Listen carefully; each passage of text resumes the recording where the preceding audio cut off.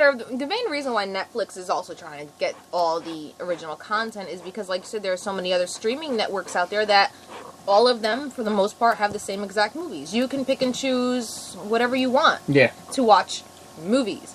That's why, things like, what they have with Marvel or like what Hulu has when it comes down to like The Handmaid's Tale. The original content is what's really bringing in the viewers. It's not just, this one has like the Addams Family, well, but so does this one, so hey, whatever. But as far as separating it all into all these other different streaming things, it sounds like a good idea right now. It gets expensive. And on paper, it sounds like a great idea. You're like, oh, cool, so there's going to be this one whole big Disney Channel but in the end, it's also going to be a monthly subscription service fee. On top of your monthly Netflix or your monthly Hulu or your monthly Amazon Prime and your monthly WWE, which is going to end up breaking the bank on top of the fact if you already have a monthly cable bill.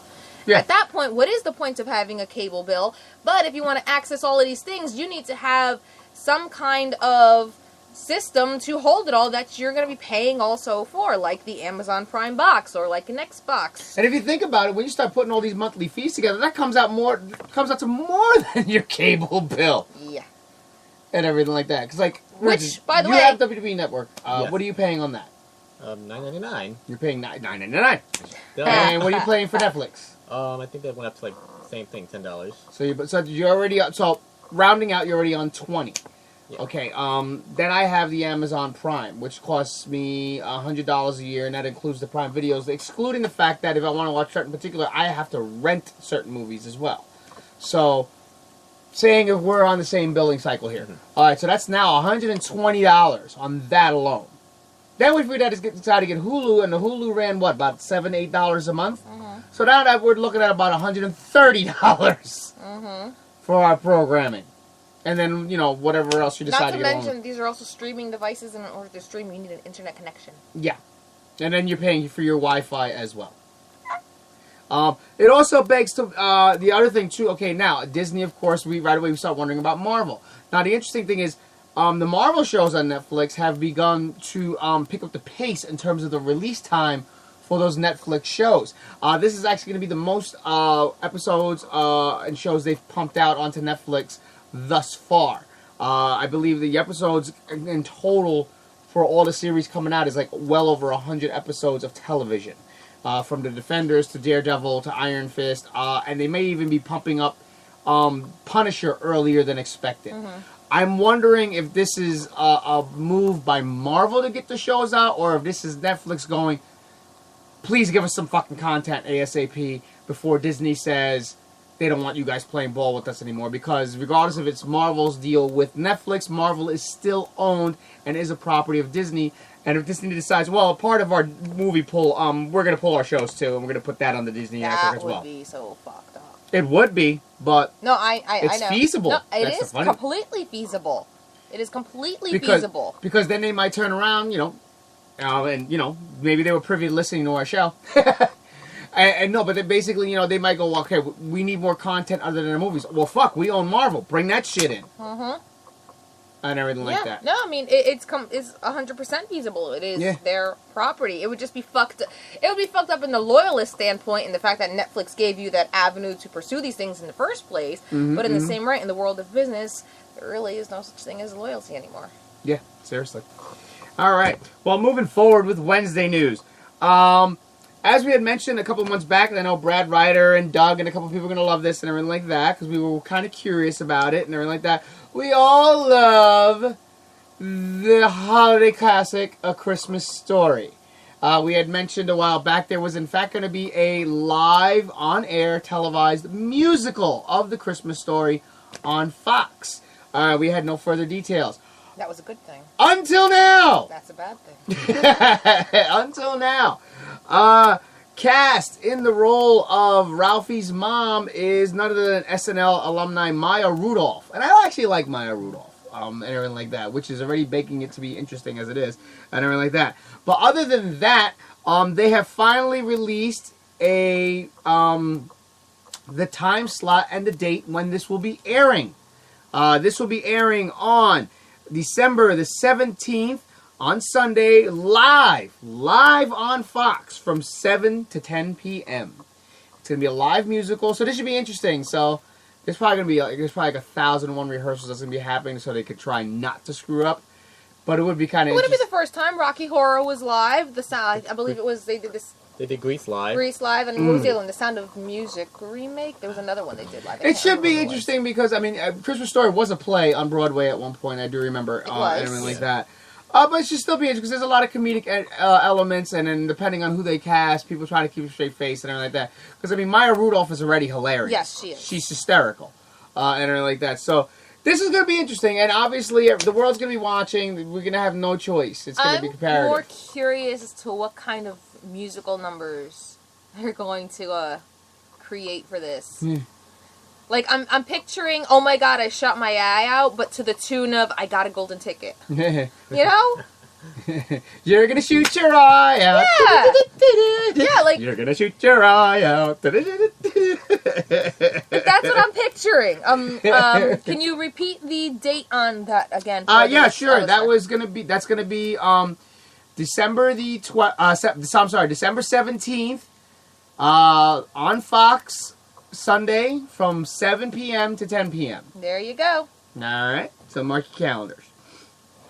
All right. Well, we got some Star Wars news this week as well.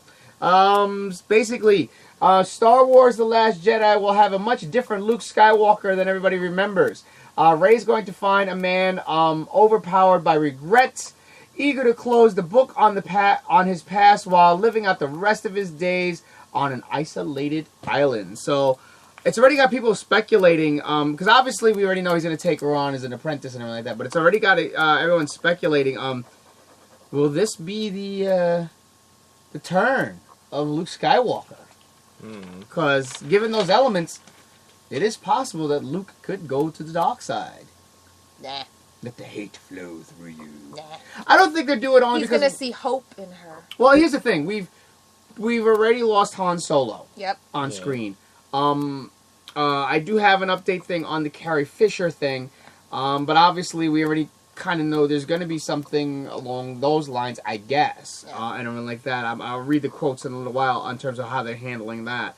But Luke is like literally the only one left. The only one left, Yeah. other than Chewbacca. So you know, it starts with him and everything like that. So yeah, you kind of at least keep him around for the final battle at least. Woof. I know.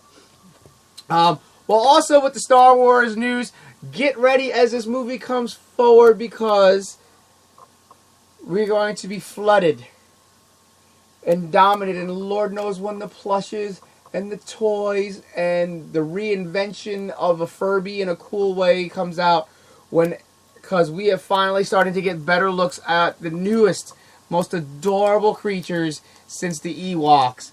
The porgs. Oh my god, those things are so fucking cute. They're porgs. They're apporgable. I haven't seen it. Okay, the porg is basically a combination of like an owl and a penguin and a Furby and everything adorable rolled into one. And I need one in my life. Yeah, everybody. I can only imagine the craze when the porgs finally come out. I basically look at this thing and I go, right away, the people behind Furby are probably trying to contact Disney / LucasArts, and they're like, okay, we need to be a part of this. We need a part of the doc. I mean, the Furby craze was nuts. Yeah. But once the stuff plushes and things start rolling out for porgs, forget about it. That's it. That's is a porg. it. They're adorable. They are adorable. It looks like when Puss in Boots is looking up with those eyes. Yeah, because the eyes are so big and everything like that. Oh. I mean, I do not think we're ready for the porg craze. I want to know when scientists are going to make it. Because I want to be put on that list. Because I want one. Yeah. I need one. So, if you have kids, if you have wives, If you have a Veronica. girlfriends, if you're just in, being PC in an effeminate relationship of whatever kind, get ready to be plunking money down on porgs. They are so cute. Because they are the most fucking adorable They're thing the ever. cutest thing since Hamtaro. Yeah, like seriously, like it's really, really, really crazy. All right, pressing forward with Wednesday news. As mentioned, there's a lot of little spin-off movies coming out and everything like that. One we had mentioned that's kind of fallen to the wayside and went a little dark for a little while was the Marvel spin-off film titled Silver and Black, which revolves around Silver Sable and Black Cat. We actually have some details, finally. Okay, basically we have a plot line. Black Cat steals some sort of ancient artifact from Mendelstrom, which basically puts Silver Sable on her tail. Which basically, in this, she's playing a bounty hunter working for the U.S. Department of Justice, in hopes of tracking down Black Cat, and Black Cat leading her to Strom, who is basically doing experiments on the locals. When Black Cat and Silver Sable find this out, they put their differences aside in order to help stop him. Silver Sable is actually the lead, with Black Cat playing the second fiddle in this. There's been no casting. There's been no casting announcements yet, as they have just put out a casting thing. They're looking for 2 females, ranging from their mid to late 20s. Thoughts on that? 'Cause I don't know how much you know about Black Cat and Silver Sable. I don't know much. In terms of the age range. Does it sound... Because I don't know if you figure if it sounds like they're making it too young, or is that about right? Because I always pictured the character of Silver Sable a little older, at least. Silver Sable always seemed a little bit older. Especially given what she's supposed to be. Yes. She's supposed to be a bounty hunter slash mercenary. Black Cat... You can It kind of depends on who's writing it, to be perfectly honest, because she's been young and teenage-wise, and then she's also been, in her mid-20s. Yeah. So it's really hard to determine. Well, this definitely falls into the whole category of tonight's main topic. I mean, we don't have more details on it, and we won't know until we get there. But this is obviously part of that whole women's revolution thing. Obviously now they're really pressing it forward with the success of Wonder Woman. Remember, we've said for the longest time, give us more females to lead movies, and now we're starting to get them. Yes. And everything like that. And of course, obviously, we're going to get more into that later. So I'm not going to get too deep into it. Pressing forward with Thursday news, we got some little itty bitty tiny tidbit news from Daniel Glover, the man who's currently working on the Star Wars films for Han Solo and everything like that, writing and like that. He's also, as we had mentioned, going to be working on the Deadpool animated series. He's apparently Daniel Glover's been very, very extremely busy. While working on Han Solo, he's actually been with alongside of his brother, writing the Deadpool animated series and everything like that. So everybody was kind of wondering, well, what's going to be the tone and everything like that. So he gave he gave a little bit of a snippet on that. He's basically said the Deadpool animated series is going to be different from the movies and will have a very different tone and its very own voice. So it should be interesting, because again, there's been no news if this cartoon is going to be more adult engineered. It hasn't been slated whether it's going to be like Disney XD to follow up with like Avengers and things like that. So who knows? And actually, I would imagine more. I would wind up on FX if anything else, because it's a Fox property. Yeah.